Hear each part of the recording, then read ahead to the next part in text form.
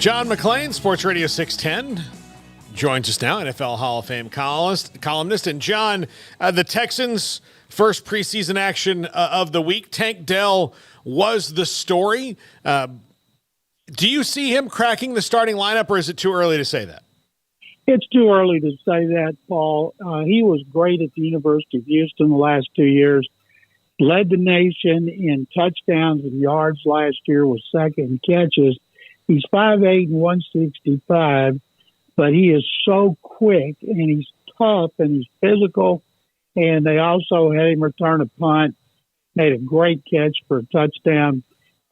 They've got right now Robert Woods and Nico Collins as their starters. John Mechie III is another one that's in the running, but Tank Dell stole the show. I love a guy named Tank, who's the smallest guy on the team. John, how do you go about deciding what matters and what doesn't in preseason games, watching them all these years? We talked to David Hellman, and he kind of, just gave his version of it. But how did you kind of learn to unpack what matters and what doesn't when it comes to these things? First thing they need to find out, and it all started back with the rookie minicamp through the mandatory minicamp and then training camp. They have to find out what guys can take what they're given in the classroom and put it to use on the field. What guys are fast learners? What guys are slow learners?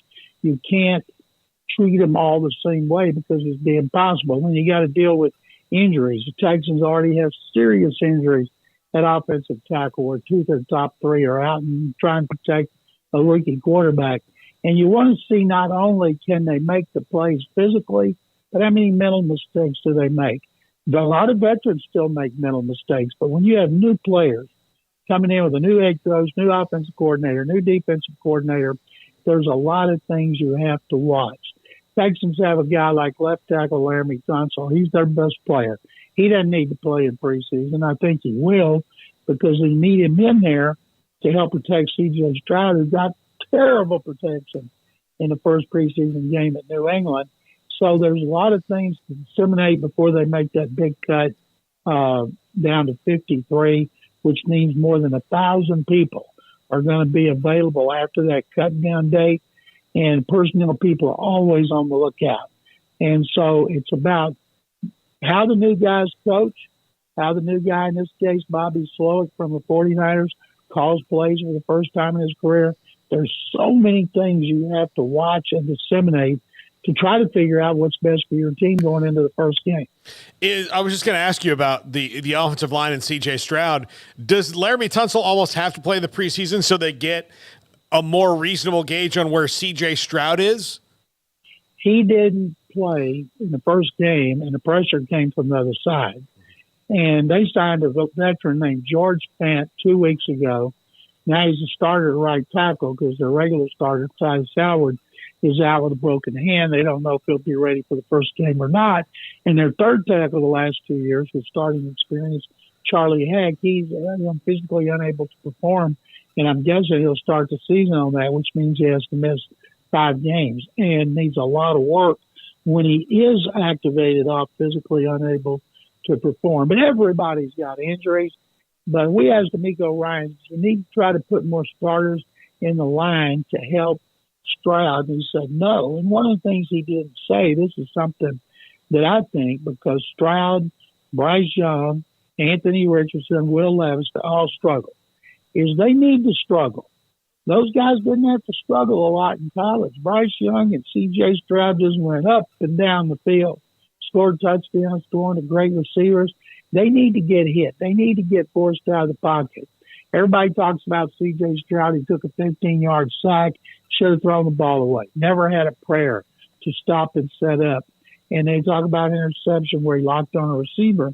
But nobody's talking about the play where he was under pressure. He reversed, went to the left, threw a bullet for a first down right on the left sideline. So it wasn't all terrible, even though he looked like a deer caught in the headlights.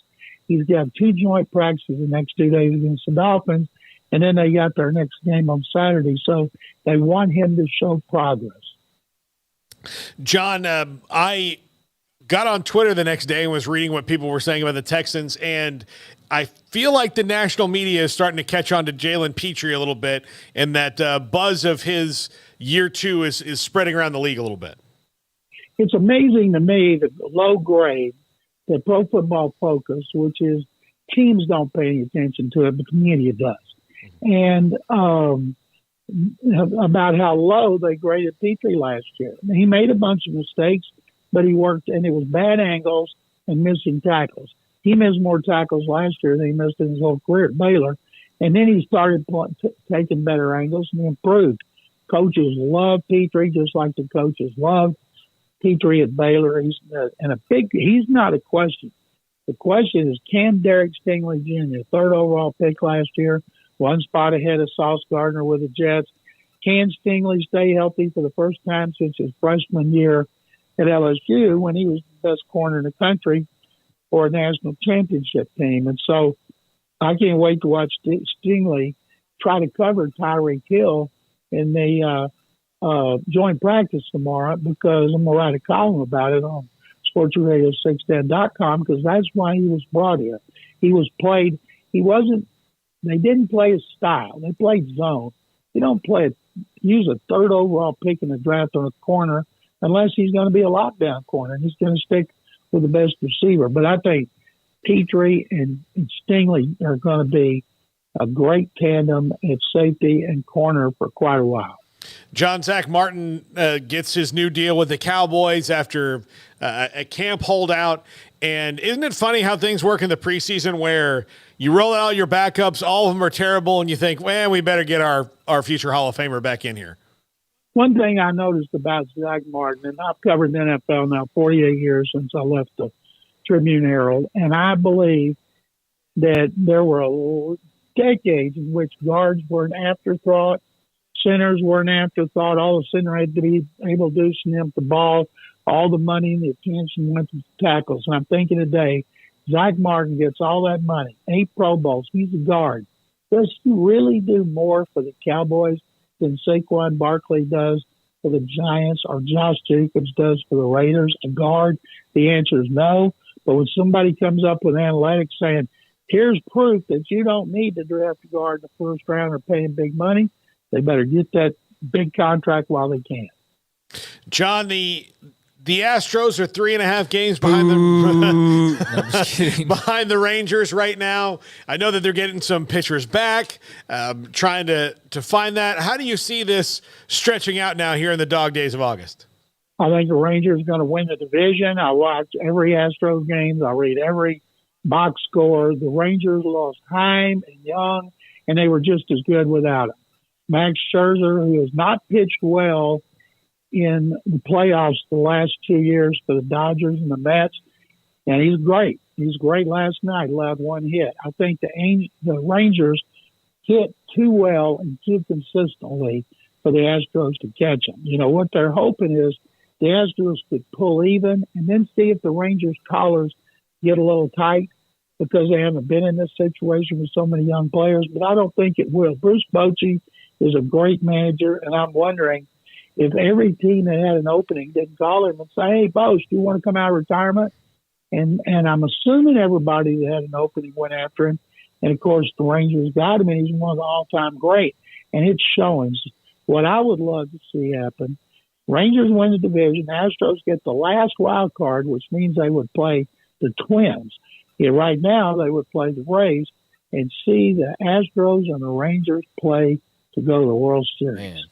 That would be something else. Great baseball too. That would be intense. And Verlander and Max Scherzer in Game 7. Oh man, that's what I want to see. Sign me up. That would be even better. That's what I would love. John, we'll talk to you next week. Thanks, guys. Take 'em Bears. There you go, John McClain, Sports Radio 610. Yeah, a legend. Do appreciate him. Looking forward to being able to talk about regular season games